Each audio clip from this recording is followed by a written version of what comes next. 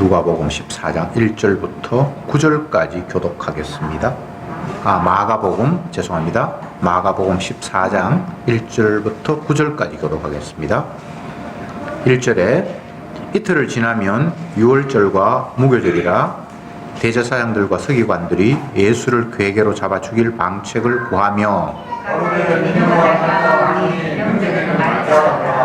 예수께서 베다니 문둥이 시몬의 집에서 식사하실 때에 한 여자가 매우 값진 향유 곧 순전한 나드 한 옥합을 가지고 와서 그 옥합을 깨뜨리고 예수의 머리에 부으니 어떤 사람들이 돈에 와서 말하되 무슨 역사로 이 향유를 보내주는가. 이 향유를 300데나리온 이상에 팔아 가난한 자들에게 줄 수 있었겠도다 하며 그 자들을 책망하는지라.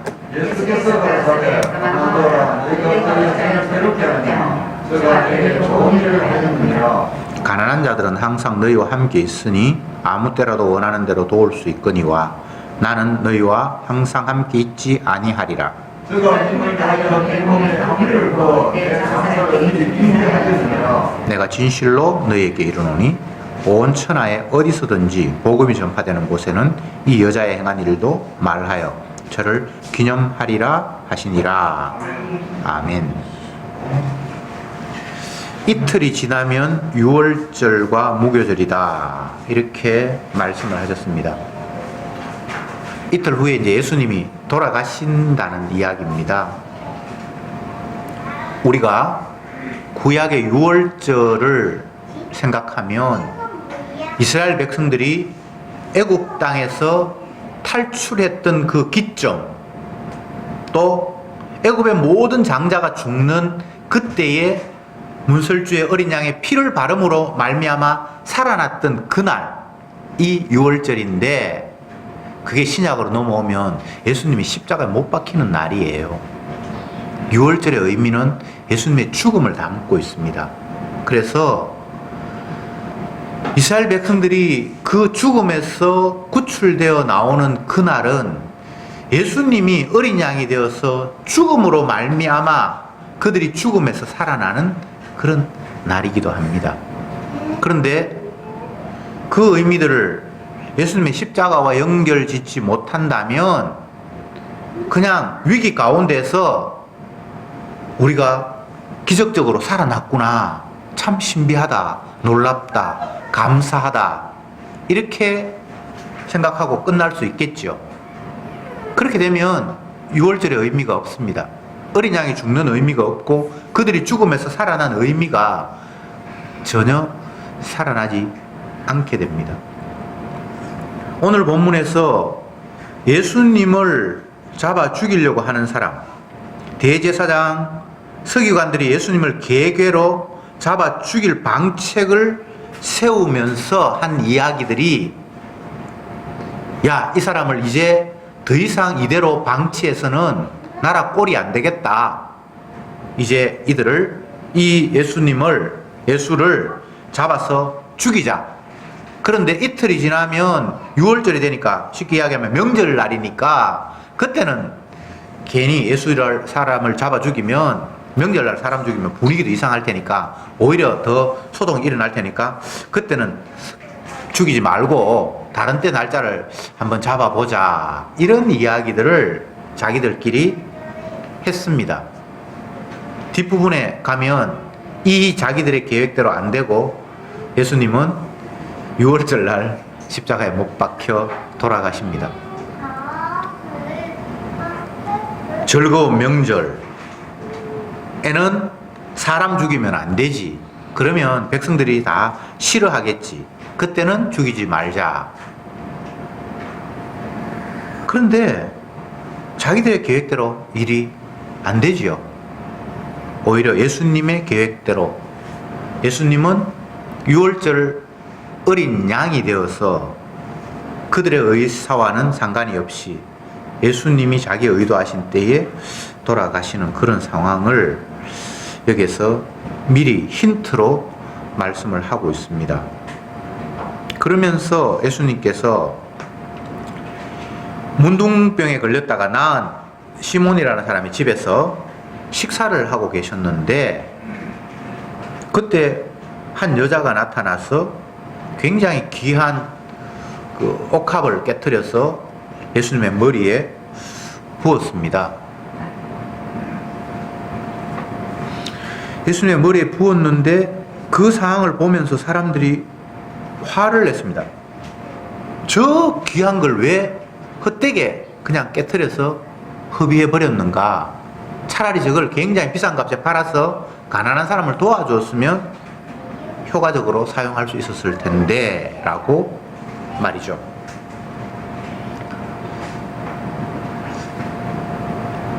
이 당시에 옥합, 이게 보면 5절에 이 향유를 300데나리온 이상에 팔아 가난한 사람에게 줄 수 있었겠도다. 이 이야기는 대충 가격이 이 정도 한다는 이야기입니다. 1데나리온은 하루 일당입니다. 그러니까 300데나리온이면 그 연봉이라고 1년 번 1년이 365일이니까 300 하면 뭐 꽉 차진 않지만 어쨌든 1년 한 사람들이 버는 걸 갖다가 지금 어쨌든 이 여자가 깨트려서 예수님 머리에 부은 거예요. 연봉이 뭐 사람에 따라 다 다르겠지만 한 5천만 원 된다고 치면 5천만 원을 한순간에 그냥 허비해버린 그런 상황을 보면서 사람들이 저 여자 지금 정신이 있나 없냐, 이 귀한 걸 갖다가 그냥 팔아서 가난한 사람 도와주면 엄청나게 혜택을 입을 텐데, 지금도 굶주리는 사람이 많을 텐데, 소년 가장도 많을 텐데, 이런 이야기를 서로 주고받았습니다. 그런데 예수님은 그 이야기에 그래 맞다, 내 머리에 부은들 이게 무슨 소용이 있겠냐, 이 어리석은 여자야, 뭐 이렇게 말하는 것이 아니라 오히려 여인을 꾸중하는 사람들을 향해서 오히려 예수님께서 말씀을 하십니다. 6절에 예수께서 가라사대 가만두어라, 너희가 어찌하여 저를 괴롭게 하느냐, 저가 내게 좋은 일을 하였느니라. 참 잘했다, 훌륭한 일을 했다, 왜 여자 나무라니? 라면서 오히려 반대편을 향해서 예수님께서 꾸중하시는 말씀이 기록되어 있습니다. 그러면서 하신 말씀이, 가난한 자들은 항상 너희와 함께 있으나 나는 너희와 함께 있지 아니하리라. 자기 죽음을 이미 알고 있어요. 쉽게 이야기하면 이틀 후 6월절인데 나는 6월절 어린 양으로 죽어야 되는데 너희들은 아직 그 사실을 전혀 감잡지 못하고 있구나 라고 말씀하시는 것입니다. 그러면서 하시는 이야기가 더 노골적으로 8절에 저가 힘을 다하여 내 몸에 향유를 부어 내 장례를 미리 준비하였느니라. 장사는 장례입니다. 이런 예수님의 이야기를 읽다 보면 모든 상황을 예수님은 자기 자신하고 연관을 시키면서 좀 무리하게 적용을 한다, 이런 생각이 들죠. 정말 이 여자가 예수님 죽음 장례 준비하기 위해서 부었습니까? 전혀 아니에요. 그냥 예수님이 너무 감사해서 자기 귀한 거 그냥 드리고 싶었던 거예요. 그런데 예수님은 그걸 그런 식으로 해석하지 않고 이 여자는 나의 장례식을 미리 지금 예비했다라고 일방적으로 예수님이 해석을 한 거잖아요. 참 예수님은 독선적이에요. 구약의 시편의 이야기, 이사야의 이야기, 모세 율법 해석 전부 다 자기 이야기래요. 자기의 죽음을 위해서 기록된 거래요. 너무 일방적이지 않습니까? 예수님만큼 자아도취에 빠진 사람이 없는 것 같아요. 모든 게 세상에 하늘에 별이 움직이고 달이 움직이고 하는 것 모두를 다 자기 이야기라고 그냥 일방적으로 끌어오시는 거예요. 이게 제대로 된 세상 안목이에요.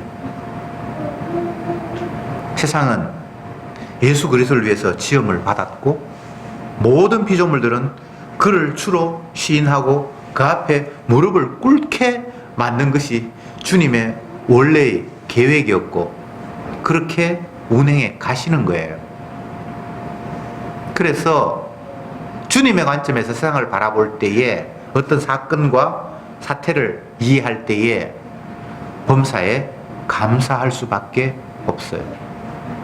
그것이 내 육신의 고통이고 아픔이라 할지라도 그것은 감사와 찬양이 될 수밖에 없어요. 왜냐하면 주님의 자기 영광을 위해서 일이 진행이 되고 있기 때문에. 그래서 범사에 감사하라는 이야기가 성도에게는 적합한 거예요. 내가 원했는데 내 원하는 대로 일이 되었으니까 감사하라가 아니라 내가 원했던 원치 않았던 그와 상관이 없이 주님이 자기 영광을 위해서 이 일을 일으켰기에 너희들은 주님의 관점에서 이것을 감사하는 것이 마땅하다는 겁니다. 왜요? 나를 위한 세상이 아니라 예수 그리스도를 위한 세상이기 때문에 그렇습니다. 전도서에서 때를 이야기하면서 웃을 때도 있고 울 때도 있고 만날 때도 있고 헤어질 때도 있고 병들 때도 있고 치료시킬 때도 있고 전혀 상황이 반대되는 것들을 쫙 열거해 놨어요. 웃을 때와 울 때는 정반대의 상황이잖아요. 만날 때와 헤어질 때는 정반대의 상황이잖아요. 건강할 때와 병들 때는 정반대의 상황인데 그 정반대의 상황 모두가 다 주님을 위한 일이라는 거예요.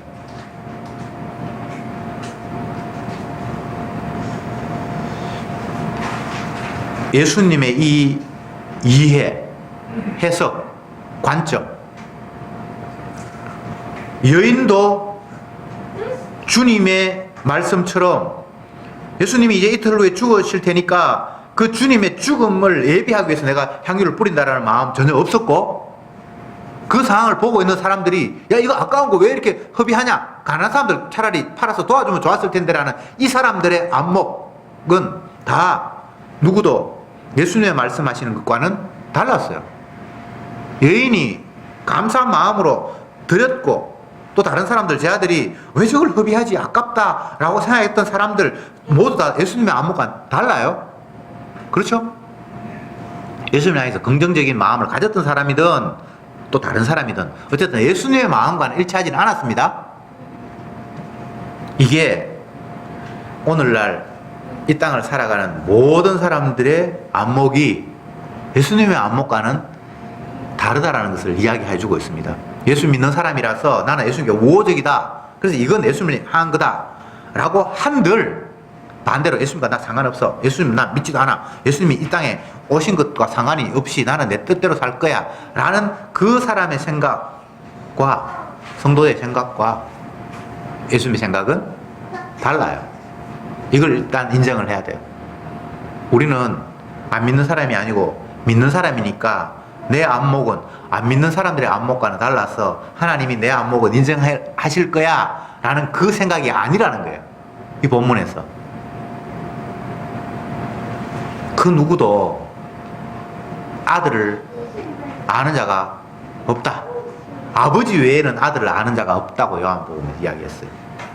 빛이 세상에 왔는데 어두움은 그 빛을 깨닫지 못하더라는 거예요. 거기에서 빛은 예수님이고 어두움은 모든 인간이에요. 인간 가운데 좀 똑똑한 사람도 있고 어리석은 사람도 있고 메시아를 기다리는 사람도 있고 안 기다리는 사람도 있고 차이가 있겠죠. 그런데 주님의 안목에서 볼 때는 아무도 빛을 보지 못하는 어두움의 그 틀 안에 다 있는 거예요. 오늘 이 본문에서 향유 깨트린 여자, 그 장면을 보고 있는 사람 전혀 입장이 다른데 예수님의 관점은 그들 둘 다 너희들은 제대로 이 상황을 이해하지 못하고 있다, 이렇게 주님께서 판정을 내리신 거예요. 그러면 여인의 입장에서는 좀 섭섭할 수 있겠죠. 처음에는 여인을 꾸중하는 사람들을 막 꾸중하면서 이 여인이 지금 잘했다 라고 얘기해놓고는 그 잘했다는 근거를 이야기를 하는데 여인이 생각하지도 못했던 엉뚱한 이야기를 하는 거예요. 자기 죽는데 내 죽음을 위해서 이 사람이 예비했다. 근데 진짜 그 여자는 전혀 그거 아니거든요. 참 예수님이 이상한 거예요. 정말 예수님이 여인의 마음을 정확하게 읽고 네가 참 훌륭했다고 하면 여인이 기분이 좋았을 텐데 자기는 전혀 그런 생각 안 했는데 그런 것 때문에 했다라고 그걸 칭찬하니까 칭찬받는 여인의 입장에서는 이게 굉장히 뻘쭘한 거예요. 자기는 전혀 그런 마음 없는데 예수님 이틀 후에 죽는다는 생각도 없었는데 아니 예수님 죽다니 내가 이렇게 사랑하시는 분이 죽으시면 안 되는데 나와 함께 살았으면 좋겠는데 이런 생각을 했을 텐데 내 죽음을 예비하기 위해서 이 여인이 뿌렸다.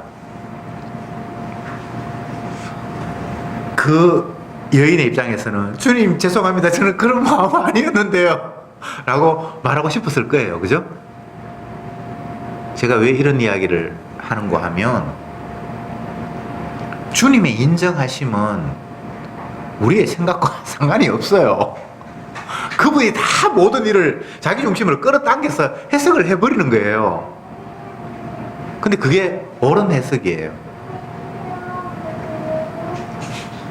성경을 보면서 우리가 계속 혼란스러운 것 중에 하나가 주님의 판단과 우리의 판단이 너무나 차이가 난다는 거예요. 세상 마지막 날에 주님이 지옥 갈 사람과 천국 갈 사람을 분류한다 라고 말씀하시고는 그 분류를 딱 했는데 그 분류의 근거를 천국 갈 사람은 네가 나를 위해서 내가 배고플 때 먹을 걸 주었고 옥에 갇혔을 때 돌보았고 병들었을 때 치료했고 막 이런 이야기를 근거를 하면서 너희들은 천국, 반대로 지옥 간 사람들에게는 너희들이 내가 어려울 때 도와주지도 않았고 하면서 지옥 이렇게 판정을 했단 말이죠. 근데 그 이야기 듣고 있는 사람들 입장에서는 그 누구도 주님이 헐벗었을 때 옷 입혔고 굶주려 있을 때 먹였던 사람이 없어요. 오늘 본문에 나타난 것처럼 예수님의 장례를 생각한 사람은 아무도 없어요. 근데 일방적으로 어떤 사람에게 그 여인에게 너는 내 장례를 예비했다. 본인은 예비 안 했습니다. 알지도 못했습니다. 근데 주님 일방적으로 선언을 했죠. 이런 식이란 말이에요. 천국 간 사람이 오른쪽으로 분류된 사람이 너는 내가 배고플 때 먹을 걸 주었고 근데 그런 사람이 사실은 아무도 없는데 이게 혼란스러운 거예요. 주님의 선언과 우리의 이해가 다른 거예요. 13장 마가복음 13장에서 우리 14장에 넘어왔는데 13장에서 마지막 날에 징조를 쫙 이야기했죠. 그러면서 이러니까 그 날과 그 때는 정확하게 모르지만 이런 일이 있으면 이게 이제 마지막이 된 줄 너희들 알고 깨어있으라 정신을 차려라 이렇게 얘기를 하는데 깨어있을 사람이 아무도 없어요. 다른 복음서에는 신랑의 혼인날이 가까웠다. 그러니까 너희들이 깨어있으라 이렇게 얘기하는데 신랑이 드디어 오매 다 졸며 잘세 이렇게 돼 있어요. 성경에 깨어있는 사람 한 사람도 없어요. 근데 신랑이 도착하니까 막 요란스러우니까 자다가 다 깬 거예요. 근데 어떤 사람은 등만 준비한 것이 아니라 기름을 예비해놨기 때문에 불을 켜서 예수님을 영접했고 어떤 사람은 기름을 스페어 여유분 기름을 준비를 안 해가지고 예수님이 드디어 오니까 그게 이제 불이 다 꺼져버려서 주님을 영접 못했다 이렇게 얘기를 하죠. 그런데 여기서 또 봐라 등만 준비하면 안 되고 기름도 예비해야 돼. 기름 예비해야 주님이 주님을 맞이할 수 있어 라는 그 말이 사실은 맞는 말이 아니에요. 그냥 주님이 자기를 영접할 수 있는 어떤 사람을 영접하게끔 했기 때문에 영접을 한 거예요. 제가 지금 드리는 말씀은 인간이 뭔가를 할 수 있는 거는 아무것도 없다는 걸 지금 제가 계속해서 말씀드리는 거예요.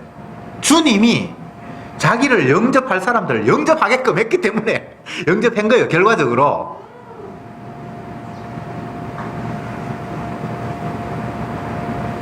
우리는 오늘 본문에 나타난 사람들처럼 내 생각을 할 뿐입니다. 주님을 결코 이해할 수 없습니다. 그분의 죽음을 이해할 수 없고 그분이 죽는다는 사실을 받아들일 수도 없고 그분이 죽기 때문에 내가 그분의 장사를 예비해야 되겠다는 그런 생각은 할 수가 없습니다. 그냥 내 마음에 그분 고마워서 내 아까운 거 드리리라.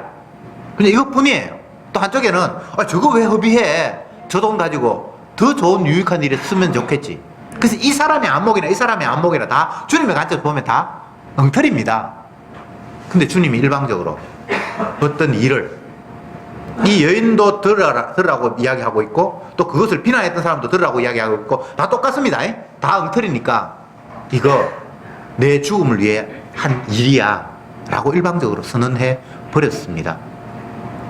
복음은 늘 이런 식입니다. 그래서 이해하거나 수용하려고 생각하는 것이 얼마나 어리석은지를 깨닫게 합니다. 그냥 모든 일이 주의 일이에요. 주님의 자기 영광을 위해서 한 일이에요. 옛날 출애굽 당시 이스라엘 백성들이 내가 오늘 밤 애굽에 엄청난 재앙을 내릴 것이다. 모든 초태생은 나 다 죽이겠다. 이스라엘 백성들의 초태생도 다 애굽 땅 안에 있으니까 죽어야 된다. 그런데 집에 문지방에 문틀에 어린 양을 잡아서 피를 바르면 그 안에는 내가 장자를 죽이지 않겠다라고 얘기했을 때 그 당시에 이스라엘 백성들이 그 어린 양이 하나님의 아들을 상징한다고 누가 이해하고 받아들였겠습니까? 그런 사람 없어요.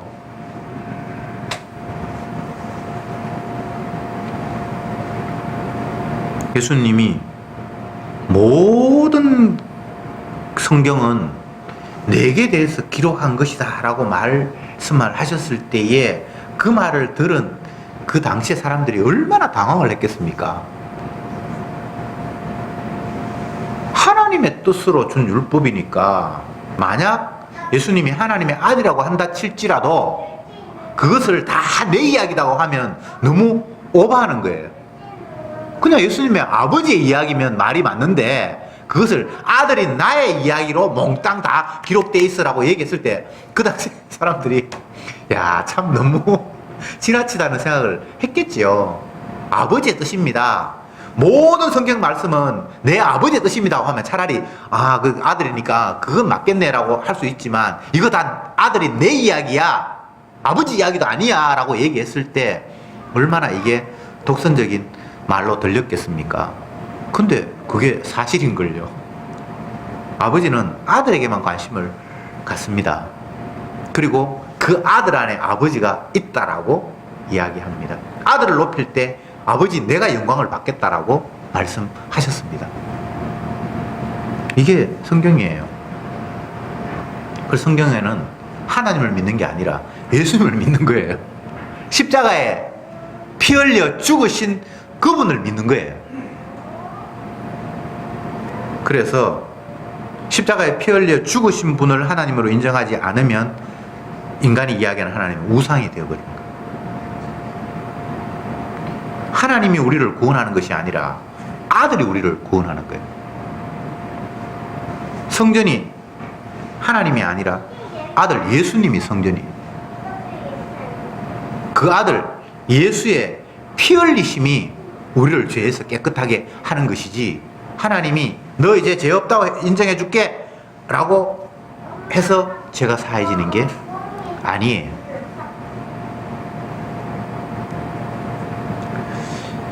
예수님의 장례식을 준비하는 거다.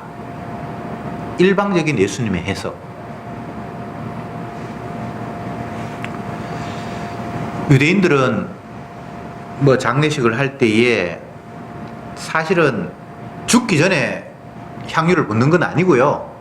이미 죽으면 거기에 이제 향유를 부어요. 근데 예수님은 아직 멀쩡하게 살아있는데 예수님의 죽은 사람에게 붓는 향유를 부은 것처럼 그렇게 지금 이 상황을 이해하고 해석을 했을 때 주님의 의도하심은 너희들이 나를 어떤 식으로 생각하든 그건 다 틀린 것이고 나는 너희를 위해서 십자가에 피 흘려 죽어야만 진정 나는 주가 되고 너희는 내 백성이 되어서 용서하고 용서받는 관계가 된다 라는 이야기를 주님은 이렇게 풀어서 해석을 하신 거예요. 그 여인의 향유 부음이 사랑해서 부었던 장례를 준비하기 위해서 부었던 그것과 상관이 없이 내가 널 위해서 죽어야만 너희들과 나와의 관계는 제대로 성립이 된다.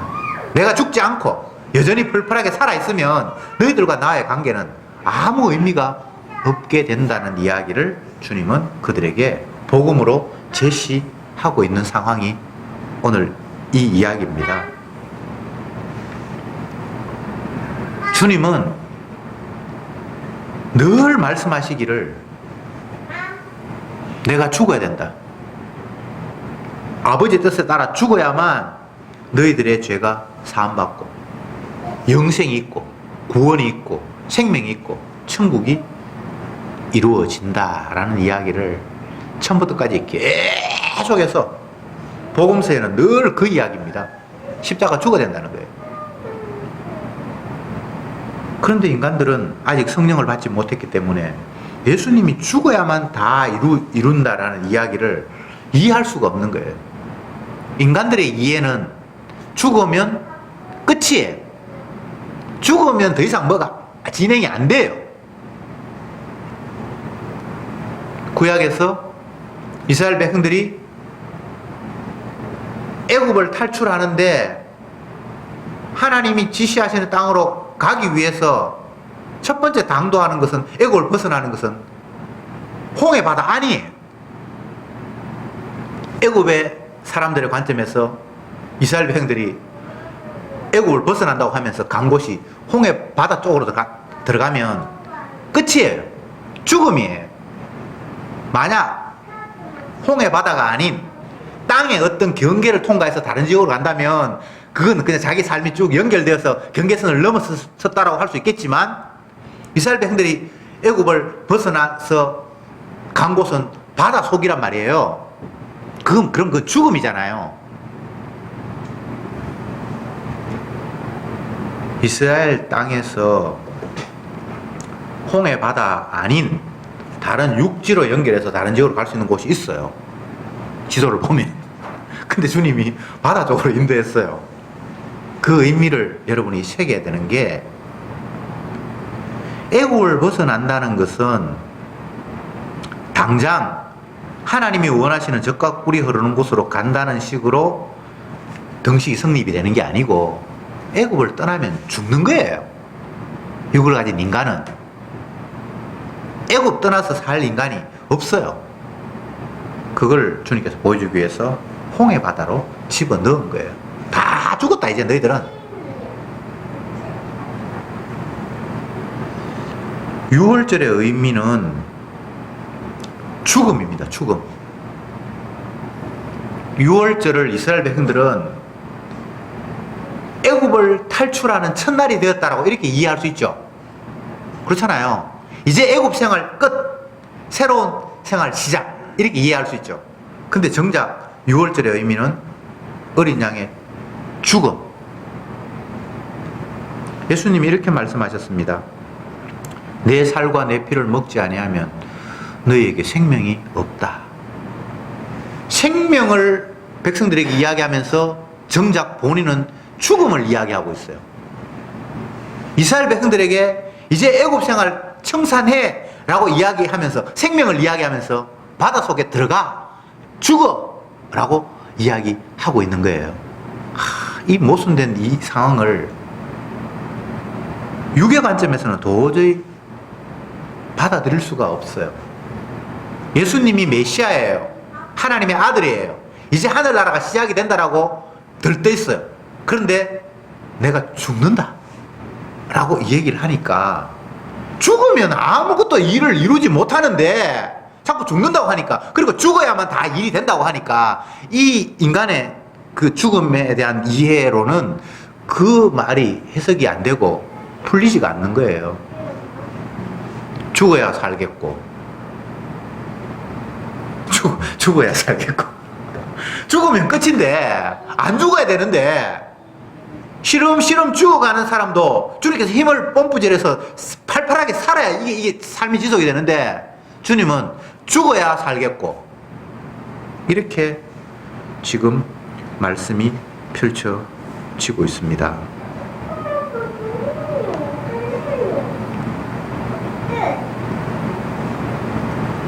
예수님은 이 땅의 인간들이 가지고 있는 선악 개념을 가지고 죽는다, 산다, 생명이 있다, 없다라는 이런 개념들을 다 흐트러 버립니다.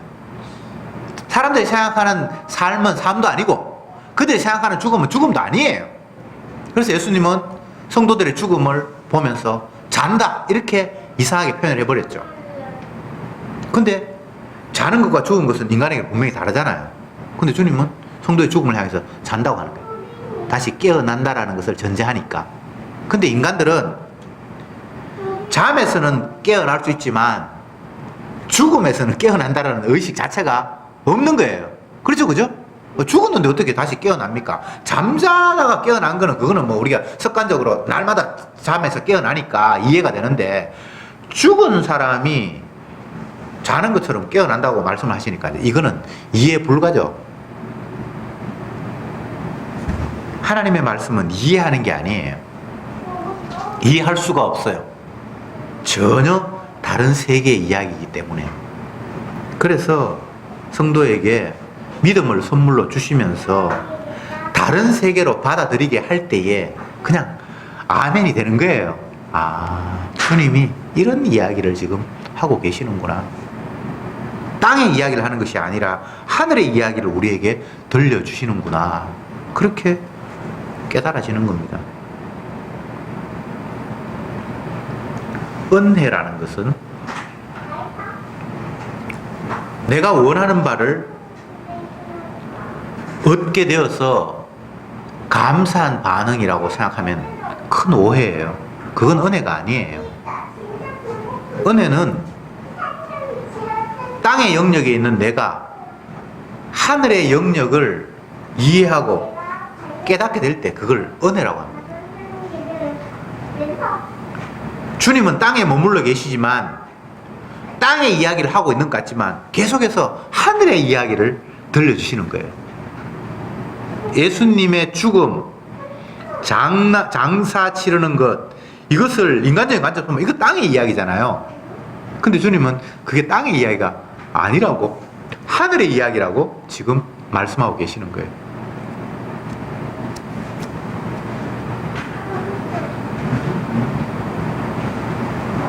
보기는 보아도 알지 못하며 듣기는 들어도 깨닫지 못한다. 하나님께서 이사야 선지자에게 나의 말을 백성들에 가서 전해라 라고 하시면서 덧붙여서 하신 말씀이, 이 백성이 듣기는 들어도 깨닫지 못하며 보기는 보아도 알지 못할 거다 라고 말씀을 하시는 거예요. 왜? 이사야의 입에 주님께서 전하고 싶은 말을 담았을 때 그건 땅의 이야기가 아니라 하늘의 이야기를 그 입을 통해서 하기 때문에 땅에 있는 인간들은 들어도 봐도 무슨 말인지 모르게 돼 있어요. 오늘날 성도들이 복음이라고 예수님 말씀이라고 이야기를 하면 이 세상에서 일어나는 반응이 요 이사야에 일어나는 반응하고 똑같은 거예요. 그래서 곡해를 해버리죠. 땅의 것을 가지고 하늘의 이야기를 이야기하고 있는데 인간들은 땅의 생각을 가지고 땅의 이야기를 해석을 해버려요. 그러니까 이제 엉뚱한 해석이 나올 수밖에 없죠. 이제 말씀을 맺겠습니다. 우리는 땅에 있고 예수님도 땅에 계시고 예수님이 뭔가를 이야기를 하시면 우리는 그 예수님의 이야기를 땅의 이야기로 이해하고 받아들입니다. 근데 그게 땅의 이야기가 아니에요. 예수님의 죽음은 단순히 생명을 가진 인간이 생명을 끝내는 것으로 이해하면 안 됩니다. 예수님의 죽음은 자기 백성의 죄를 대신한 죽음이에요. 그것 외에 다른 식으로 예수님의 죽음을 이해하면 안 돼요. 까불다가 사람들에게 맞아 죽었다. 그런 죽음이 아니에요. 만약 그런 죽음이라면 사람들의 의도처럼 예수님을 명절날 죽이면 분위기가 안 좋으니까 명절날 죽이지 말자 해서 명절날 6월절에 안 죽어야 되는데 그들의 의사와는 전혀 상관이 없이, 의도와는 전혀 상관이 없이 예수님은 명제를 줬거든요. 그러니까 이것은 사람들의 생명이 끝나는 그런 죽음이 아니에요. 자기 백성의 죄를 대신하신 죽음이에요. 그렇게 되니까 결과적으로 자기 백성은 죄에서 놓여나는 거예요. 이스라엘에게 있어서 모든 절기는 궁극적으로는 희년, 이것을 안식일, 이렇게 뭐 6월절 뭐 다른 절기도 많은데 결과적으로는 희년에 다 모여요. 기쁨의 날, 잔치의 날, 이것을 신약에서는 혼인잔치, 아들의 혼인잔치에 모든 절기가 다 모여요. 그 희년은 어떤 것입니까? 땅을 팔았든 말았든 원래의 원주인에게로 다 돌아가는 거예요. 모든 지난 날들을 다 없는 것으로 해버리는 거예요. 그게 희년입니다. 예수님의 죽음은 바로 그 일을 이루심입니다. 과거를 묻지 않아요. 그냥 주님의 백성이기에 원래 주님과의 관계성 속으로 그냥 원위치 해버리는 거예요. 그렇게 될 때에 정말 주님과 우리의 관계는 그분은 내 하나님이고 나는 그분의 온전한 백성이 되는 관계, 그것을 예수님은 자기의 죽음을 통해서 이루겠다고 말씀하셨습니다. 기도합시다. 주님, 어리석은 인간들은 자기의 관점에서 주님을 대우하고 섬기는 것 외에 다른 방법을 알지 못합니다.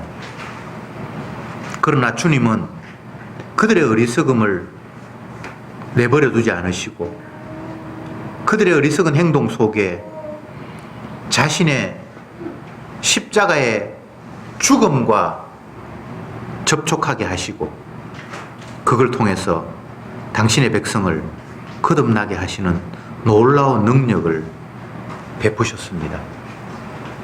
우리가 주님을 믿는 것이 아니라 주님의 십자가의 죽음이 우리를 믿음 안으로 끌어들인다는 사실 앞에 우리는 그저 놀라울 뿐입니다. 내 믿음이 아니라 주님의 십자가의 능력이 나를 당신의 백성으로 의롭다고 만드시는 그 힘인 줄 깨닫사오니 나를 의지함이 아니라 주님의 십자가의 능력을 의지하며 감사하게 하옵소서. 예수님의 이름으로 기도드립니다.